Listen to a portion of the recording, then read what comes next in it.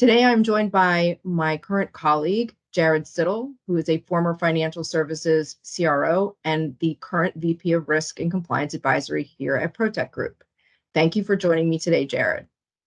Thanks, Jess. Okay, so today, Jared and I are going to discuss the role of risk appetite and how it is essential to improve risk and compliance management.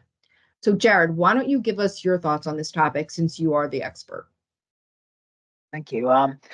At the heart of risk management is risk appetite. It's the amount of risk you're willing to accept in pursuit of your objectives. These statements are agreed by a board of directors and supported by metrics such as key performance indicators and key risk indicators that are used to measure risk tolerances and risk triggers.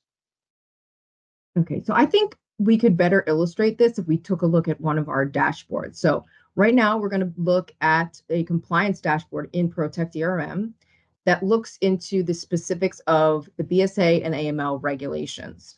And this dashboard that you're looking at now, like all of our dashboards in Protect ERM, was built on the concept we call compliance in motion, which really just emphasizes the dynamic nature of regulatory compliance, how it's always changing, and how we really need to have the most up-to-date information.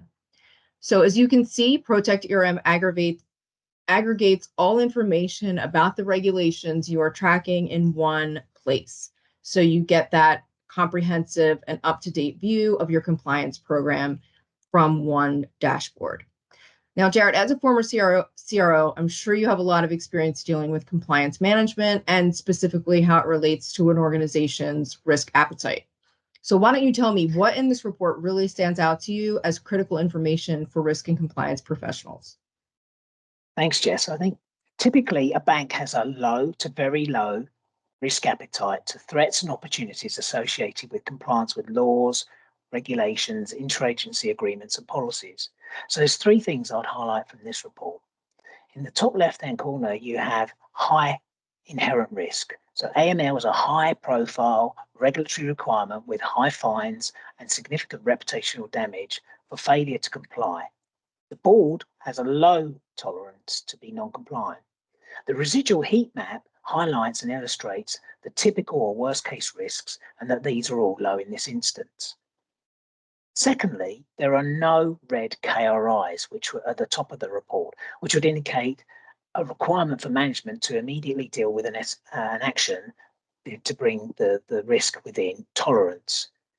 When we look below and we look at some of the risk indicators, you can see that those are being tracked over time, includes suspicious activity reports, escalated senior management, and secondly, the number of blocked accounts. Increases in both metrics may highlight a change in client risk, which would warrant further investigation or changes to products and services or distribution. For example, selling into high-risk countries, which would be outside risk appetite and may need to be changed. We have the red, amber, green tracking to indicate the metrics with regards to their tolerances or triggers. And here you can also see the period over time, the actual changes that have taken place.